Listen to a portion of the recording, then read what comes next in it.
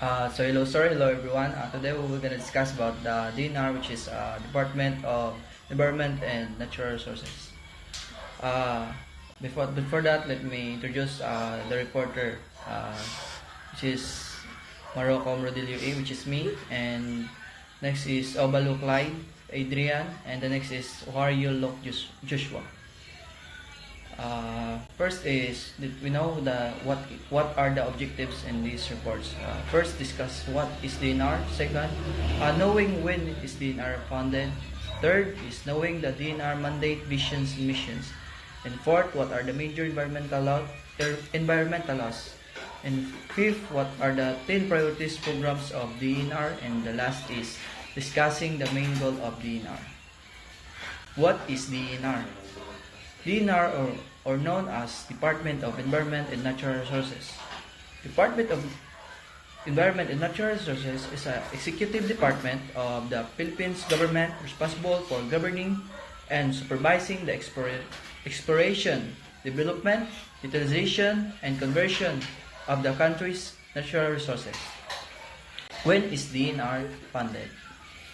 DNR is funded on January 1, 1917. Headquarters DNR Building, Visayas Avenue, Basra, Quezon City.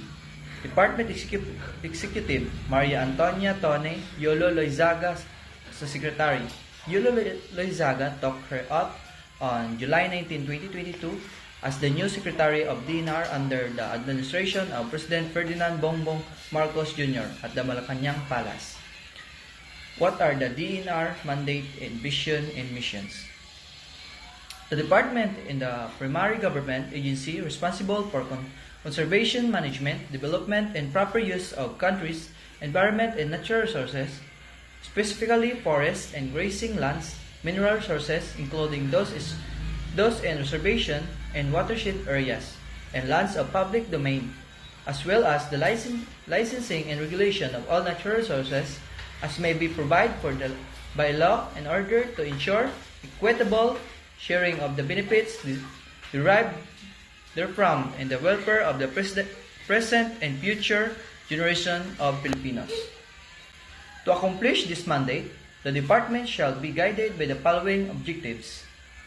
First, assure the availability and sustainability of the country's natural resources through judicious use and systematic restoration or replacement whenever possible. Second, increase the productivity of natural resources in order to meet the demands for the forest, mineral, and land resources of the growing populations. Enhance the contribution of natural resources for the achieving national economic and social development. Next is promote equitable access to natural resources by the different sectors of the population. And the last is conserve specific terrestrial and marine areas representative of the Philippines' natural and cultural heritage for present and future generation. What are the vision and mission of DNR? First, vision. Vision, a nation enjoying and sustaining its natural resource and clean and healthy environment. Mission, to mobilize our citizenry in protecting, conserving, and managing the environment and the natural resources for the present and future generation. And that will be all. The next slide will be reported by Mr. Ohario. Thank you. What are the major environmental laws? The EMB, or Environmental Management Bureau, is a line bureau by virtue of Section 34 of the Philippine Clean Air Act of 1999, Republic Act 8749. The Bureau is mandated to implement on a nationwide scale the 6 important environmental laws, to wit: Presidential Decree 1586, Environmental Impact Statement of 1978.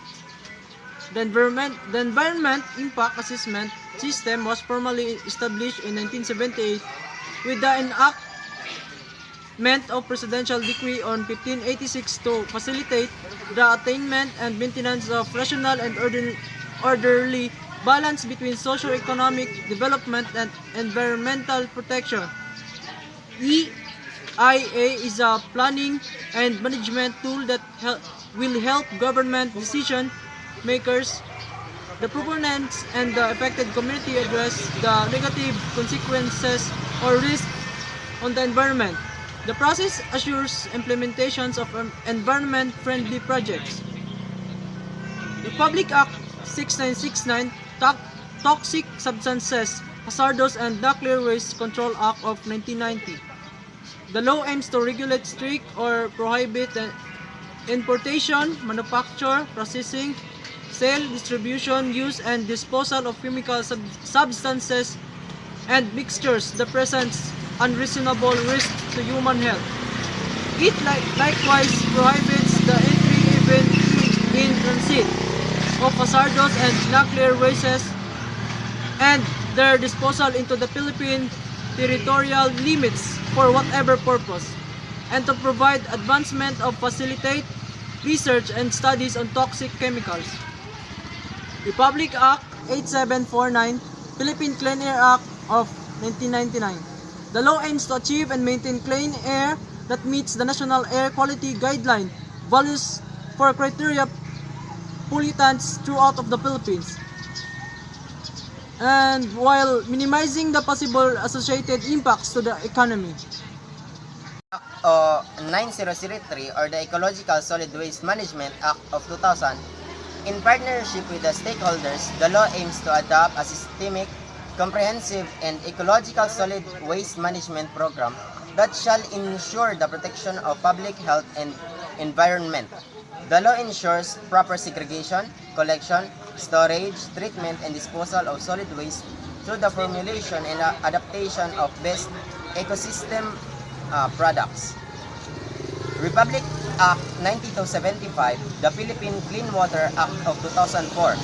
The law aims to protect the country's water bodies from pollution from land-based sources like industries and commercial establishments, agricultural and community and household activities. It provides for comprehensive and integrated strategies to prevent and minimize pollution through a multi-sectorial and participatory approach involving all the stakeholders. The DENR Law 192. The DENR is mandated to be primary government agency responsible for the conservation, management, development, and proper use of the country's environment and natural resources, including those in reservation, watershed areas, and land of the public domain, as well as the licensing and regulation of all. The DENR conducted the assessment of its 10 priority programs.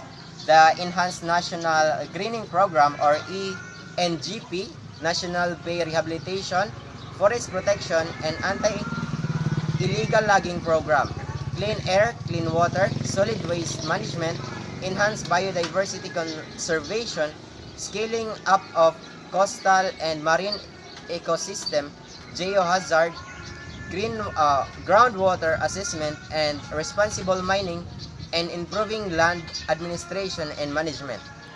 The main goal of the DENR is that it is tasked to formulate and implement policies, guidelines, rules, and regulations relating to environmental management and pollution, prevention, and control.